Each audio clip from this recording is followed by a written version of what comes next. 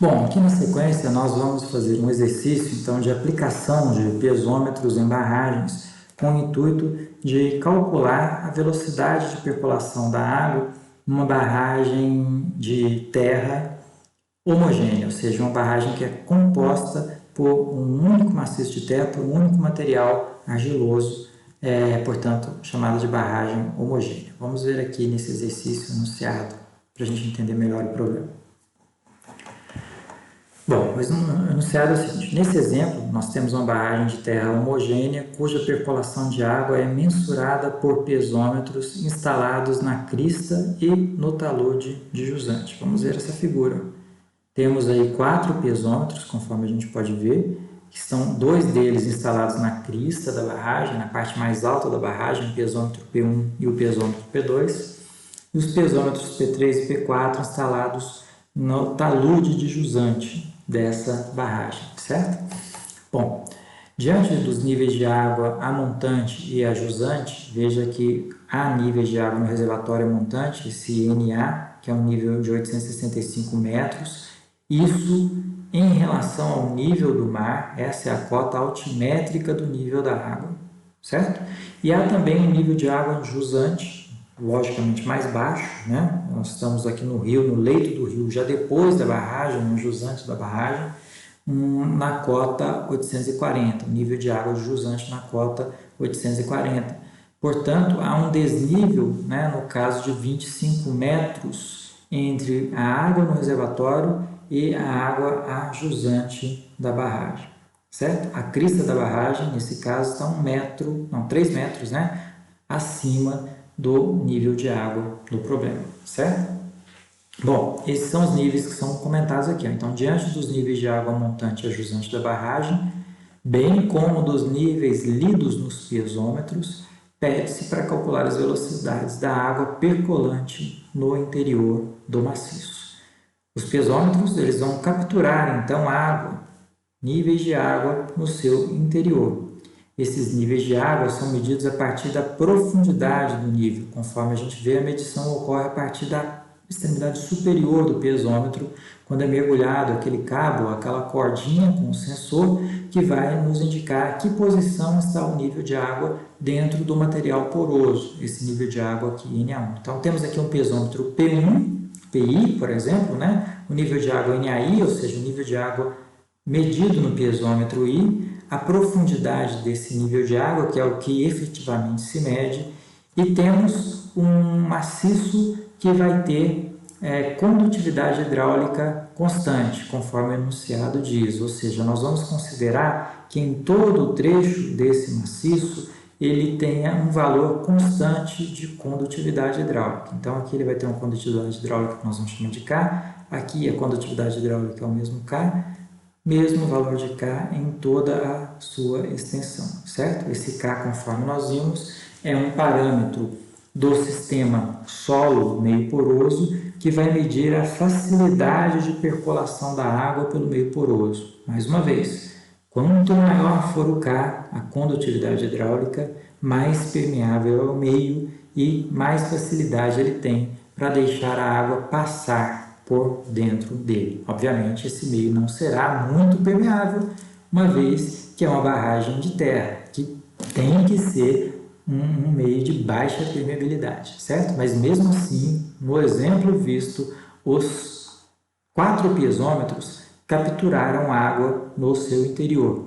E essas profundidades de água Y e medidas são fornecidas nessa tabela aqui. Então, nós temos o piezômetro P1, foi medida aí uma profundidade de água nele de 9 metros. Então, a água no piezômetro P1 ela está 9 metros abaixo da extremidade superior desse piezômetro, certo? Então, no piezômetro P1, no caso, se esse piezômetro fosse piezômetro P1, a água estaria aqui a 9 metros de profundidade. Se fosse o piezômetro P2, a água no piezômetro P2 estaria a 17 metros de profundidade. E assim por diante, segundo o que a tabela nos mostra aí. Na última coluna dessa tabela, a gente visualiza a cota do topo desses piezômetros, né? Então, nós temos aqui a cota do topo desses piezômetros, que são esses valores que também estão indicados aqui na própria figura, certo? Por exemplo, o pesômetro P3 ele tem o topo dele na cota de 158, é o valor que aparece ali na tabela. Então, o que ele quer que a gente faça? Em suma, o exercício quer que a gente calcule as velocidades de percolação da água em cada trecho desse maciço de barragem. E nesse maciço de barragem, nós podemos identificar 1, 2, 3, 4, 5 trechos. Um trecho que vai do reservatório até o primeiro pesômetro, então ele quer que a gente calcule um valor médio de velocidade aqui nesse primeiro trecho. Vamos chamar essa velocidade média aqui de V1, a velocidade média de percolação da água nesse pesômetro, nesse trecho do maciço, que vai desde o reservatório até o pesômetro P1. Ele quer que a gente calcule, então, a velocidade média V2 nesse segundo trecho, entre o pesômetro P1 e P2. Quer que a gente calcule a velocidade média de percolação nesse trecho 3, que vai entre o pesômetro 2 e 3. Velocidade média de percolação nesse trecho 4, que vai entre o pesômetro 3 e 4, então V4. E, finalmente, a velocidade no último trecho, que vai desde o pesômetro 4 até o nível de água já no rio, a jusante da barragem. Então, o que nós vamos calcular são as velocidades nesses diferentes trechos.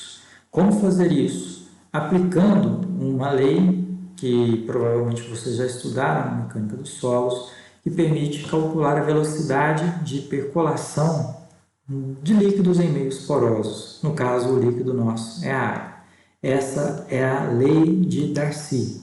Então, nós vamos aplicar aqui a lei de Darcy de Darcy, não da Darcy, porque o Darcy era homem, O Darcy aqui era um engenheiro francês. Então, a lei de Darcy. Para calcular, então, a velocidade de percolação da água nesse meio. Vai dizer o seguinte para a gente, a velocidade de percolação, pela lei de Darcy, é igual a menos a condutividade hidráulica vezes o gradiente hidráulico, dH dx. Opa, mas o que é x? X vai ser a direção longitudinal de escoamento dessa água. Então, essa velocidade média, V1, V2, V3, nos diferentes trechos, elas são velocidades horizontais, certo? É isso que a gente vai calcular. Então, essa direção x é a direção longitudinal aqui desse caminho, desse escoamento da água por dentro do maciço, certo? Portanto, ele é paralelo a essas velocidades médias. Essa vai ser, portanto, a direção x. O que seria o dH? Uma diferença infinitesimal de carga hidráulica ou de altura de água nos diferentes pesômetros.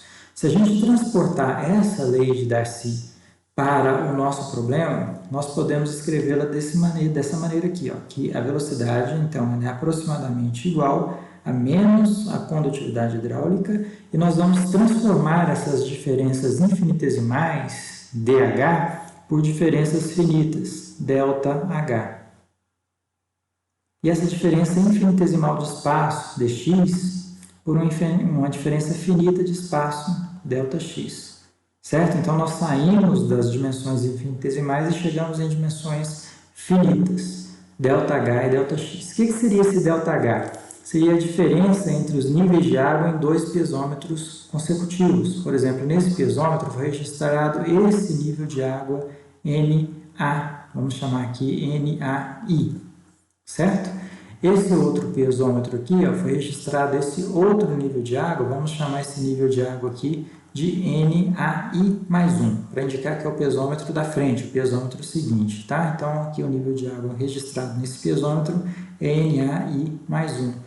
Então, pessoal, o ΔH, que aparece aí na fórmula, seria o nível de água no pesômetro de jusante menos o nível de água no pesômetro de montante. Portanto, ele seria igual a NAI mais 1 menos NAI.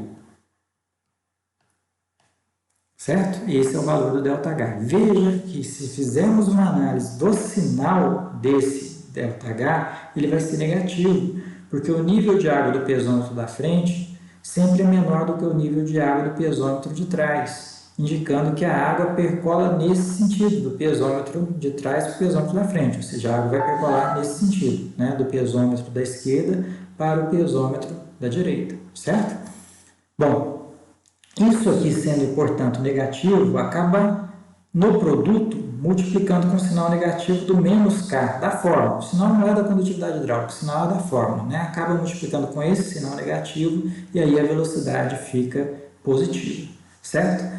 O que vem a ser o ΔX aqui? O ΔX é a distância entre o centro dos dois pesômetros, certo? Então, esse centro dos dois pesômetros, eles estão espaçados uma certa distância. Essa distância é o que nós chamamos de ΔX. E K é a condutividade hidráulica do meio poroso que separa, né, na região que separa os dois pesômetros, certo? Então, essa fórmula de velocidade de percolação aqui pela lei de Darcy pode ser calculada da seguinte maneira: menos K vezes o nível de água no pesômetro da frente, NAI mais 1, menos o nível de água no pesômetro de trás, NAI.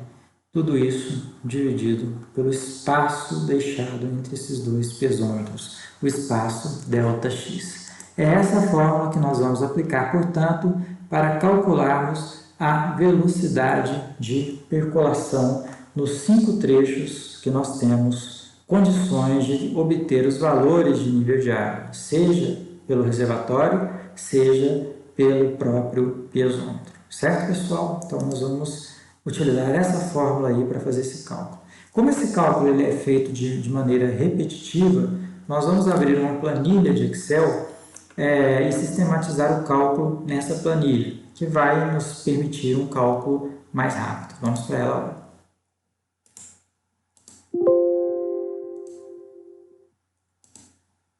Temos aqui então uma planilha de Excel com a nossa figura, com os nossos dados, né? E alguns dados já previamente preenchidos. Esse dado aqui é interessante, ó.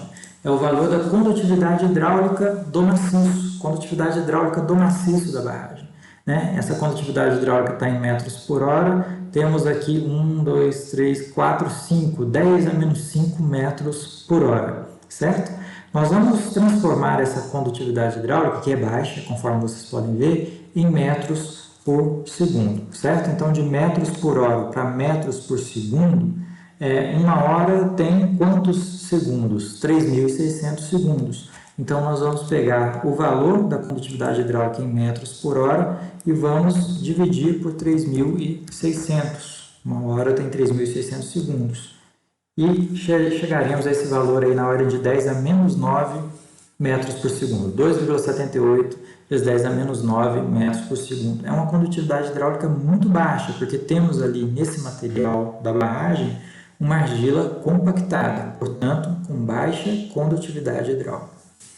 Aqui estão registrados ainda nessa planilha o valor do nível de água a montante, esse NA 865, conforme a gente vê aqui.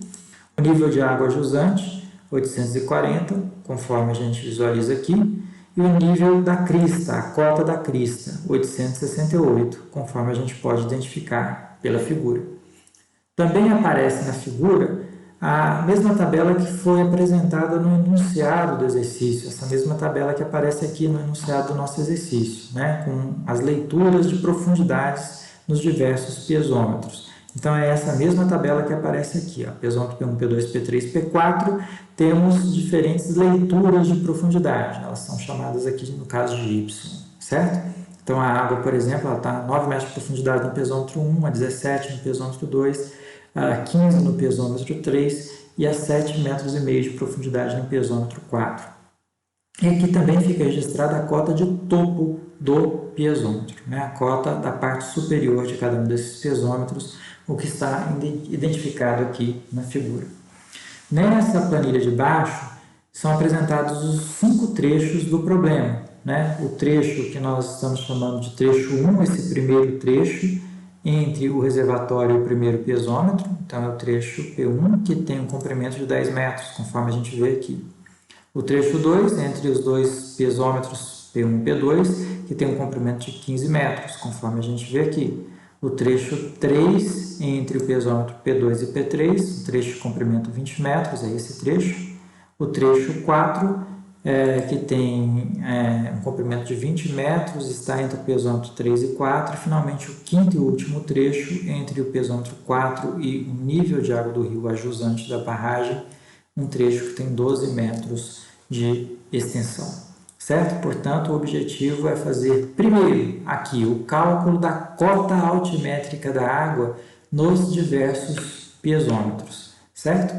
Vamos ver, então, o valor da cota altimétrica. Se o topo do pesômetro P1 ele está na cota 868 e a água está a 9 metros de profundidade, o Y é 9 metros, nós vamos subtrair a cota do topo dele pela profundidade encontrada, a profundidade da água encontrada dentro dele, né, por 9 metros. Então, a cota da água no pesômetro P1 é a cota 859.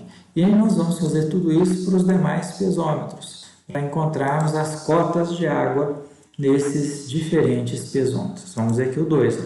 Pesômetro P2 é o valor C9, que é a cota de topo dele, menos o valor B9, que é a profundidade de água encontrada nesse pesômetro. Então, dessa maneira, nós temos os NA, que foram utilizados na demonstração da fórmula, esse NAI mais um NAI, certo? O NA, os NAs, os diversos pesômetros que vão aparecer na fórmula, esses NAs aqui. Pesômetros sequenciais, né? Na sequência desses pesômetros. Feito isso, pessoal, nós vamos partir aqui para a planilha de baixo para fazer um cálculo agora do gradiente hidráulico, o gradiente de carga hidráulica, dessa parte aqui da lei de Darcy, ó, do dH/dx, ou do ΔH sobre o ΔX. Esse gradiente hidráulico, conforme a gente pode ver pela fórmula, ó, é uma variação de altura dividido por uma variação de espaço, portanto, metro dividido por metro. Né? Então, o gradiente hidráulico ele tem essa dimensão, metro por metro. É isso que aparece aqui, metro por metro, certo? Bom, como que nós vamos fazer, então, esse cálculo? A gente precisa, então, determinar os gradientes hidráulicos nos diferentes trechos. Vamos fazer assim, então, vamos pegar o nível de água à frente, no primeiro trecho, que seria o nível de água no pesômetro P1, 859, menos o nível de água de trás. No caso do primeiro trecho, o nível de água anterior é o próprio nível de água no reservatório, menos 865, que aparece aqui na célula B2, dividido pelo espaço desse trecho, né, ou pelo comprimento desse trecho, que é um comprimento de 10 metros. Então, dessa maneira, nós temos aí o primeiro gradiente hidráulico, que é de menos 0,6 metros por metro. Isso indica que nesse primeiro trecho, a superfície freática, ou a superfície de saturação, decai 60 centímetros por metro. Decai pelo fato do valor dela ser negativo. Então, ela desce. A água desce nesse primeiro trecho 60 centímetros a cada metro. Certo, pessoal? É essa a interpretação física desse valor do gradiente hidráulico, tá? Vamos calcular os gradientes hidráulicos nos demais trechos. Agora, no segundo trecho, entre o pesômetro P1 e o P2. Então, isso aqui vai ser igual ao nível de água no pesômetro P2, menos o nível de água no pesômetro anterior, pesômetro P1, dividido pelo espaço desse trecho, entre os dois pesômetros. Aí, já houve uma diminuição do gradiente hidráulico. Já passa para 53 centímetros por metro a queda da frente de saturação. Né? Então, se antes, no primeiro trecho, a queda da frente de saturação era de 60 centímetros por metro, ela passa a ser agora de 53 centímetros por metro entre esses dois pesômetros. Seguindo, então, esse mesmo procedimento, já no terceiro trecho, estamos aqui, vamos pegar o nível de água no pesômetro 3 e subtrair do nível de água medido no pesômetro 2. Tudo isso dividido pelo comprimento do trecho, no caso, um comprimento de 20 metros. E aqui já temos um decaimento da superfície de saturação, da frente de saturação, de 40 centímetros a cada metro. Ou seja, cada metro percorrido nesse trecho da barragem, aquela frente de saturação ela decai 40 centímetros. Vamos para o quarto trecho, onde trabalharemos com as leituras do pesômetro 4 e do pesômetro 3.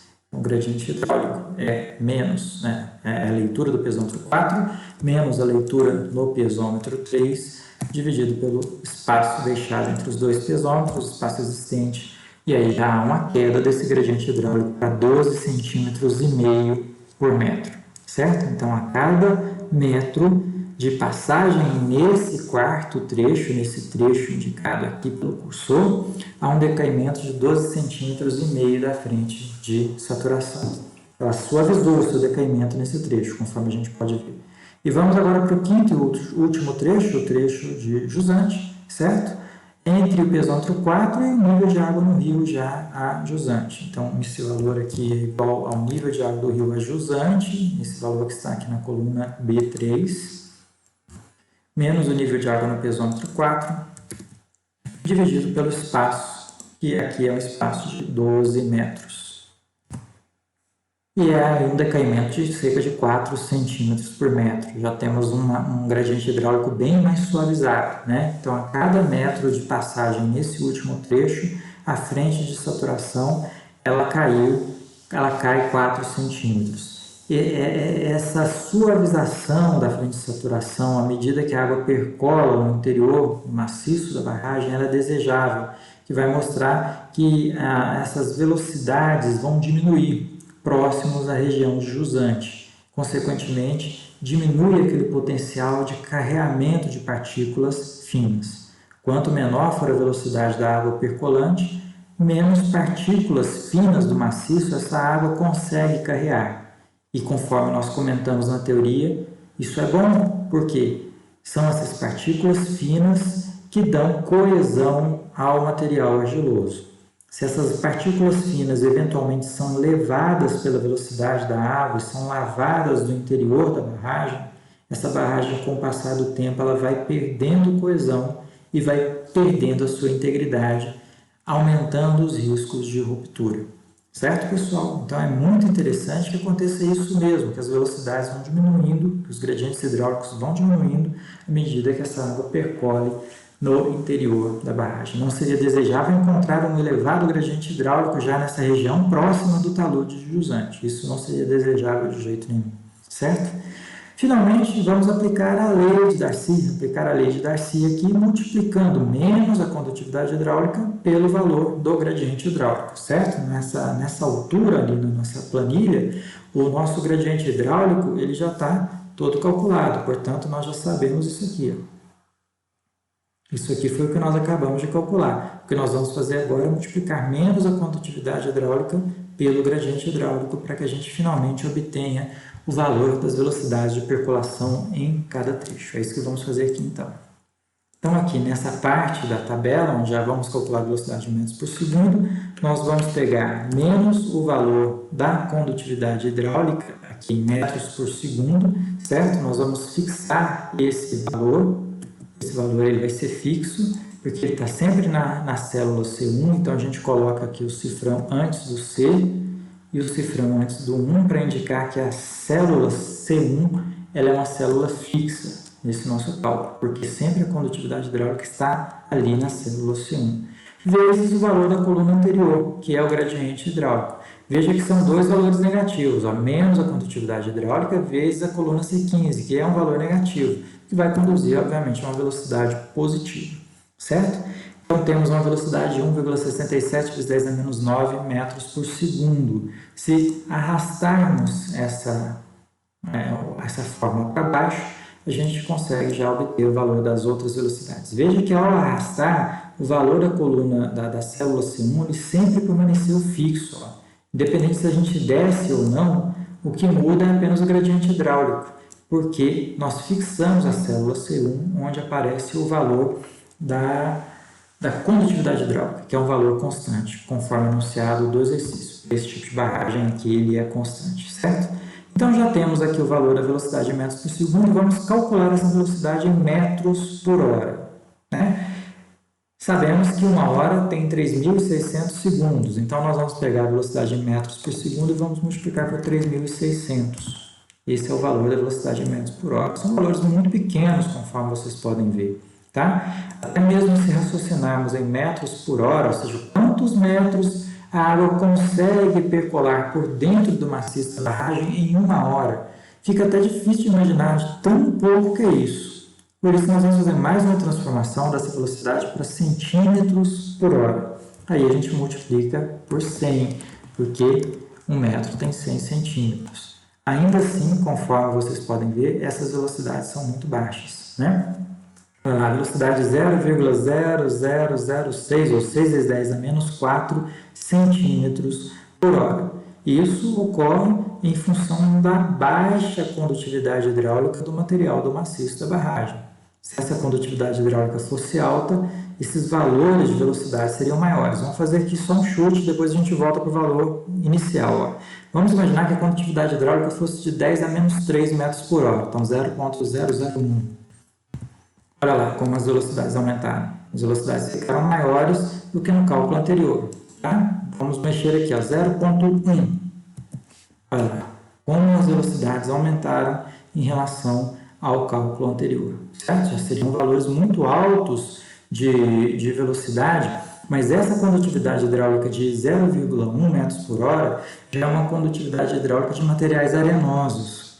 Portanto, não servem para constituir o maciço dessa barragem, certo? O material arenoso somente seria aplicado num filtro e num tapete drenante, mas nunca como material principal de composição de uma barragem, certo? Então, vamos voltar a condutividade hidráulica para os valores originais, que é 1 vezes 10 a menos 5, né? Esse é o valor original que nós tínhamos ali, tá certo? Dessa maneira, pessoal, nós conseguimos, enfim, mapear as velocidades em cada um dos trechos. Foi o que nos foi pedido pelo enunciado do problema. Para isso, eu construí aqui um gráfico de barras, né? Então, eu peguei o valor dessa coluna, junto com o valor dessa coluna, e inseri ali um gráfico de barra como esse.